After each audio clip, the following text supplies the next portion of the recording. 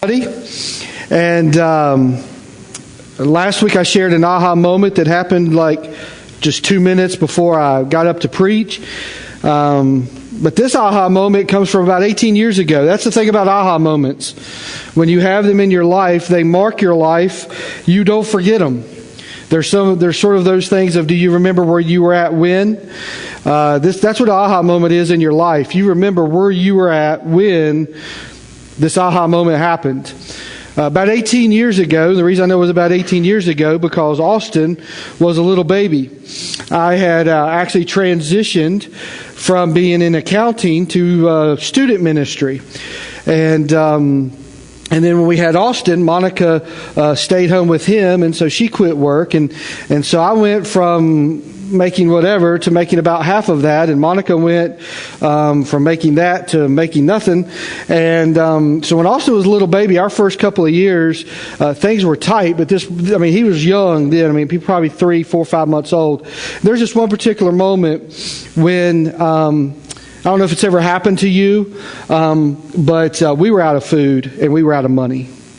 We had a house, we lived in a house, but our refrigerator, the only thing in our refrigerator was baking soda. I don't know if you've ever been there, but there wasn't eggs and there wasn't cheese and there wasn't milk and there was nothing there. And the only thing in our cabinets were those canned things that you don't want to eat anyway. They're the thing that when somebody knocks on your door and says, we're doing a food drive for, oh yeah, I got some stuff for you. And you give them all the stuff that you don't want to eat, right? That's all we had in our cabinets. You say, well, Rick, how can you remember all that? I remember because I literally was looking at our cabinets like, what are we going to eat? And all I see is cans of stuff I don't want to eat. And a knock came on the door. And I'm not talking about a knock came a day later. I'm not talking a knock came. I'm talking about that time a knock came on the door. And someone came in bringing groceries. And they brought, they didn't just bring groceries. They brought groceries. They brought the good mac and cheese, they brought the good stuff that you want to eat. There was milk, eggs, cheese put in our fridge, and there was some luncheon meat, and there was even some ice cream in our freezer, and there was canned vegetables. And, they brought just a hoard of food in. And at that moment, it clicked with me. An aha moment happened, and it said, my God will supply all your needs according to His riches and glory.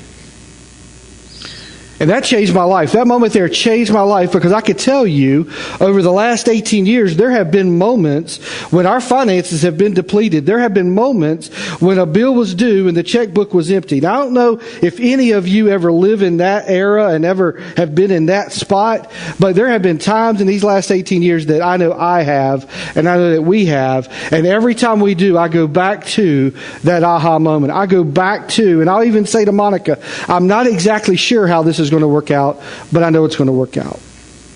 Because my God still will supply all of our needs according to His riches and glory. And so that's one of my aha moments. And I'm hoping and I'm praying that you guys are going to have some aha moments as well. In fact, here's what I did this week, and I want you to do this. If you have Twitter, and if you don't have Twitter, get Twitter. But if you have Twitter, I started a hashtag aha stories. There you go. That's exactly, there's no space in between the A and the S. I don't know if that looks like there is or not, but it's just hashtag aha stories.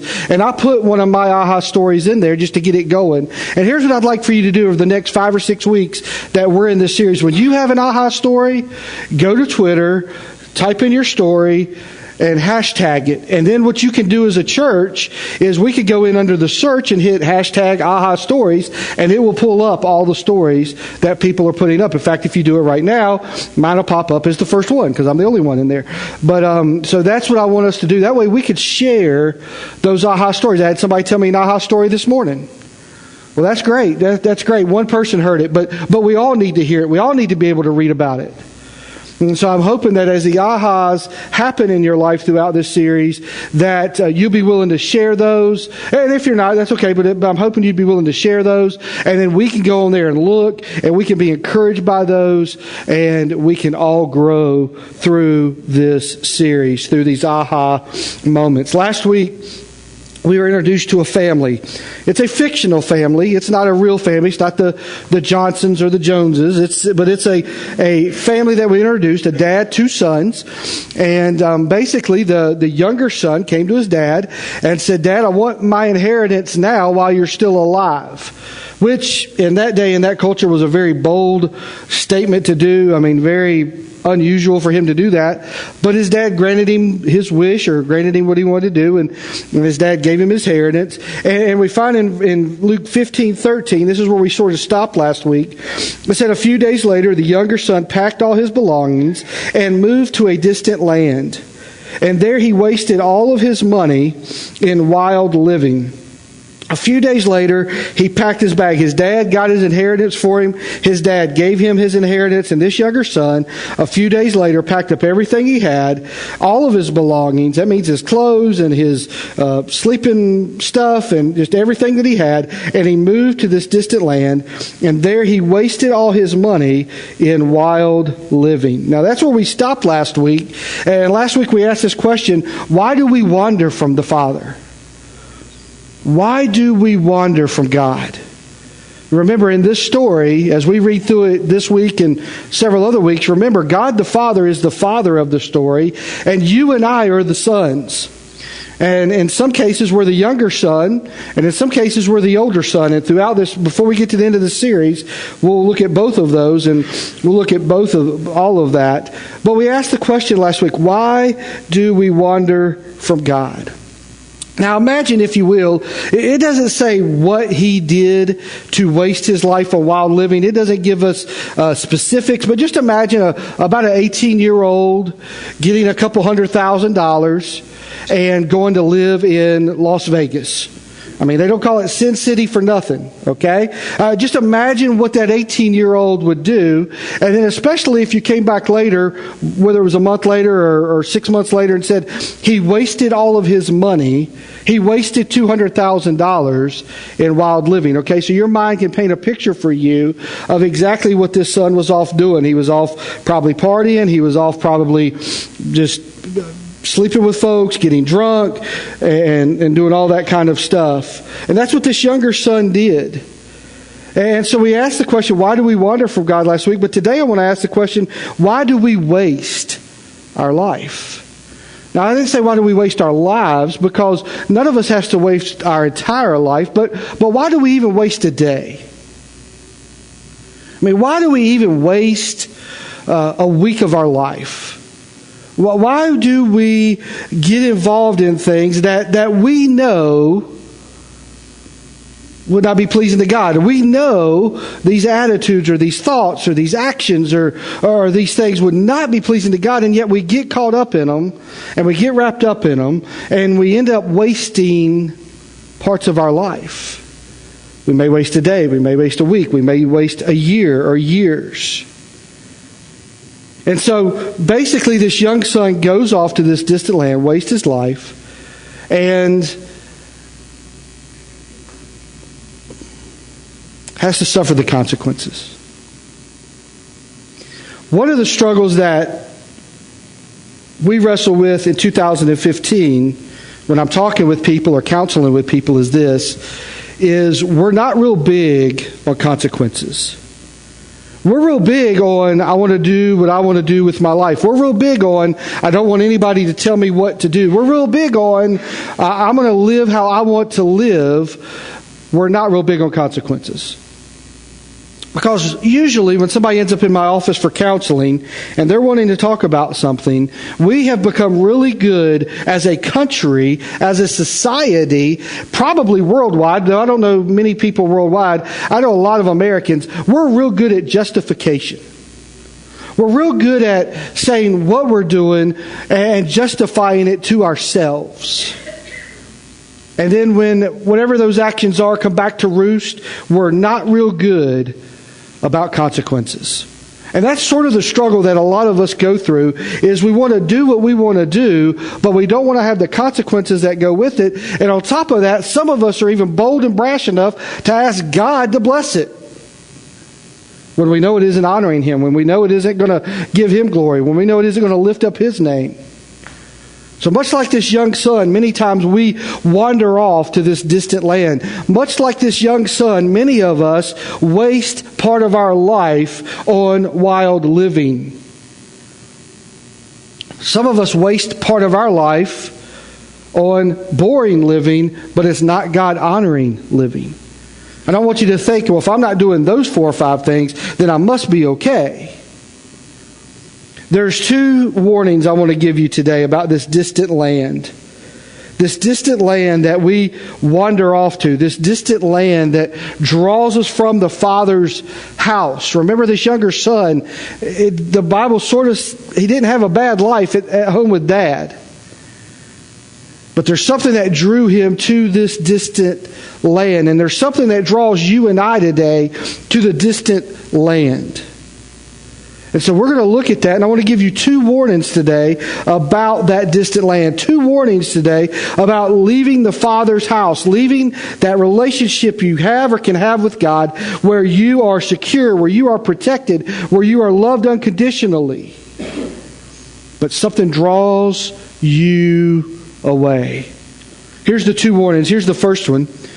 The distant country will leave you broken. The distant country will leave you broken. Now, I'm not talking necessarily about money here. We hear the word broken and we think, oh, well, I guess I'll go bankrupt. No, we're talking about being broken. We're talking about a heart that is fractured. We're talking about a life that is splintered apart. We're talking about being broken and brought into brokenness. There's 4 different ways that I have down here that distant land can break us. One, it can break us financially. There is no limit to a list of names of people who are bankrupted because of gambling addictions. Okay? When we waste our life on this wild living, when we draw off to this distant country, there are things that can financially break us. We can waste our money. We can end up broke, just like this young son did. So whenever you read this story, whether it's now during this series or years later, don't ever read that and sort of look at the young son like, how stupid. Why would he ever do that? Because many of us do the very same thing. It could leave us broken emotionally. When we wander to that distant land, when we go away from the Father's house, we can get our hearts broken. And some of us sometimes are even the one who breaks the hearts of others.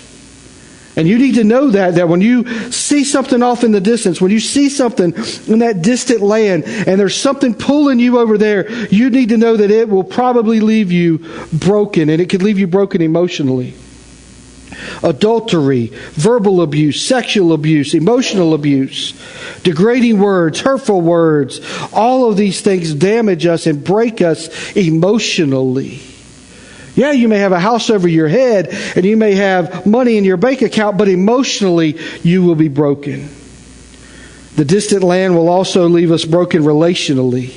God created us to be in relationship with one another. He made us that way. He made us to interact with one another. And a lot of times when we wander off to that distant land, it breaks these relationships. You've heard people say, well, it didn't hurt anybody but me. No, the reality is probably hurting everybody and you. Because it breaks relationships that we have. Now, I've watched people wander away from the church. And their first step to wander away from the church was to look off to the distant land. There's been so many people and so many teenagers when I was in student ministry that when they were in church, they had this relationship with God and they were plugged into Him and they spent time in His Word and they prayed and all that. But then something off in the distant land got their attention. And then before you know it, they were over in the distant land and they were wasting life. Before you knew it, you didn't see them anymore. Before you knew it, you didn't hear from them anymore. Before you knew it, and then you run into them in Walmart, and you can tell where they've been. They've been off in the distant land. It will leave us broken emotionally. And finally, it will leave us broken spiritually. When we leave the Father's house, When we wander off to the distant land, when we wander off to those things, whether it be sin or priority or pride or whatever it is that drags us over there, we break our relationship with God. We walk away from the Father's house. And it will leave us broken spirit. Listen to what James chapter 1 says. God blesses those who patiently endure testing and temptation. Afterward, they will receive the crown of life that God has promised to those who love Him. And remember, when you are being tempted, this is key, do not say, God is tempting me. God is never tempted to do wrong, and He never tempts anyone else. God does not tempt you. Whether it's alcohol, drugs, gambling, sex, whatever it is, whatever the temptation is, pride, career, money, whatever the temptation is, God is not tempting you with that. Temptation comes from our own desires, which entice us and drag us away. These desires give birth to sinful actions, and when sin is allowed to grow, it gives birth to death. The distant land will leave you broken. I want to show a video clip. If you were in life groups this week, you'll recognize the characters in this clip. If not, I'll try to sort of put a thing on it at the end. But I just want you to watch this short video clip from the AHA series. We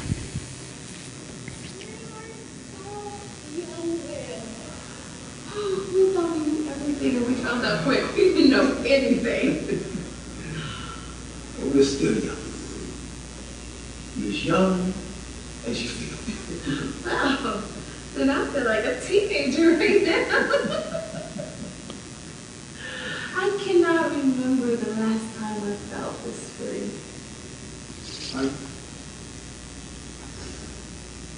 Free of it.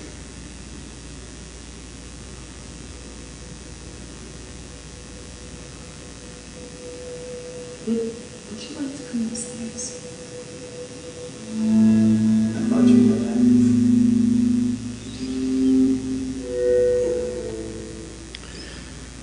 Now, what is very odd about that clip is that's not her husband. If you saw week 1, you saw that is a high school friend that she ran into again in the coffee shop. And because she's having some problems with her husband, because she feels sort of there's something in this distant land that's drawing her away, she looks at him as the other side of the fence. And she thinks on the other side of the fence is the green grass. Over there in the distant land is the green grass. The distant land will leave you broken. And here's the second thing. The distant land will leave you alone. The distant land will leave you alone.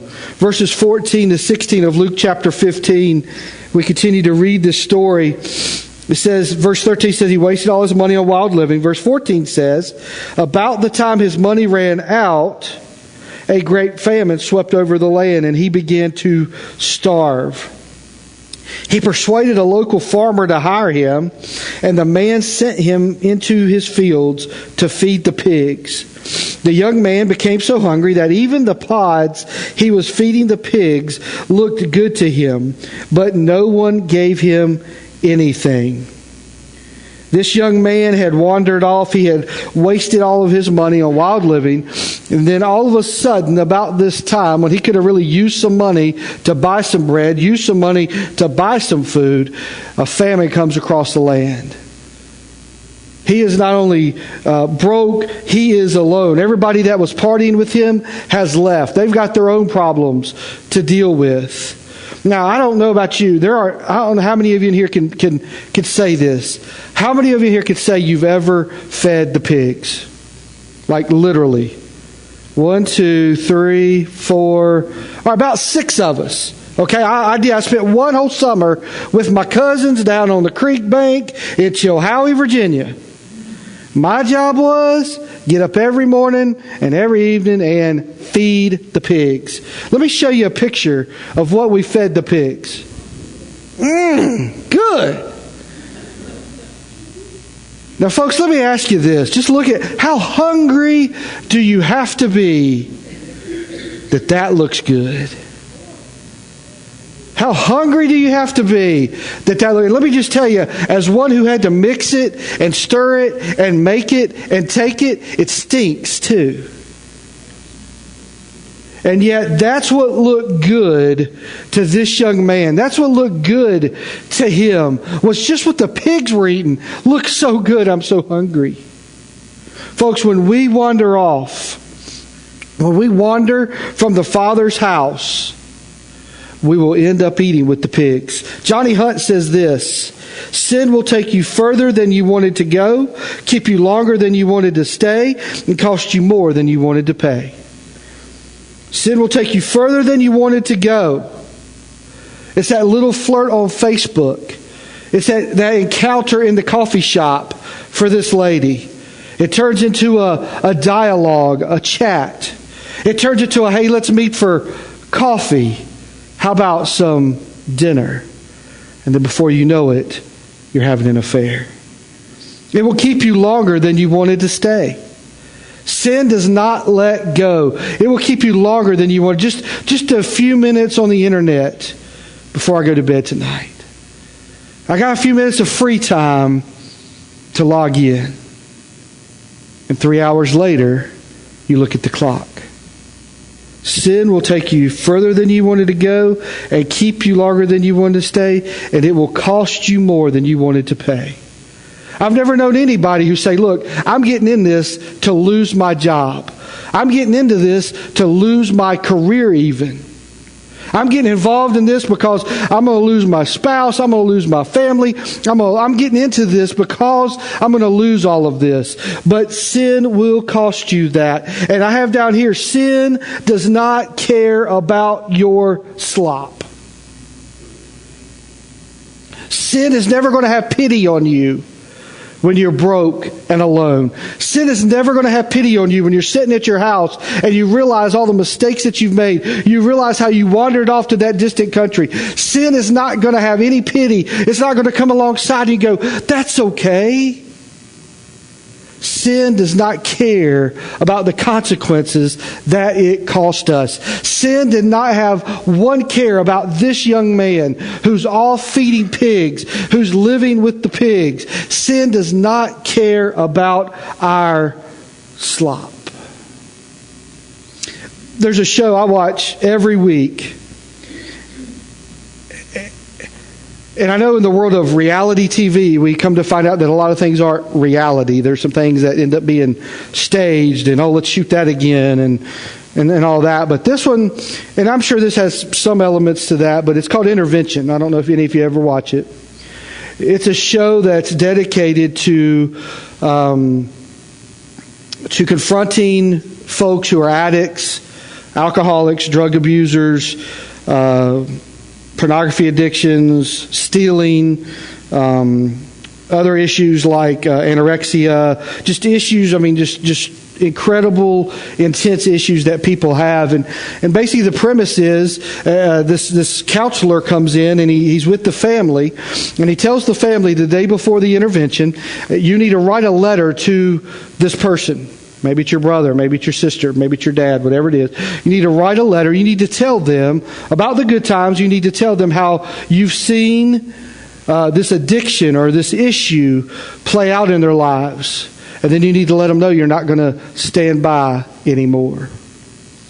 Listen to what some of the people on that show wrote to some of their loved ones. Here's what a sister said to a brother. All I wanted was to be around my big brother.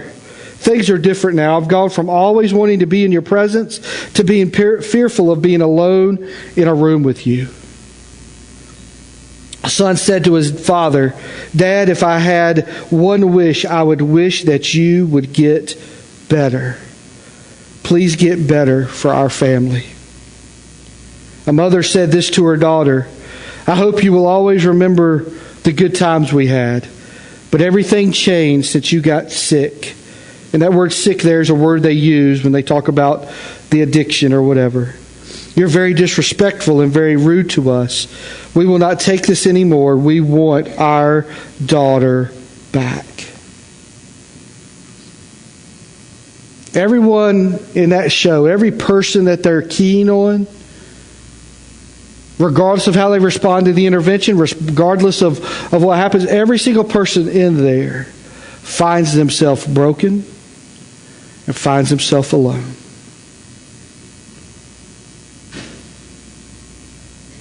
The question for us today is, where are you living?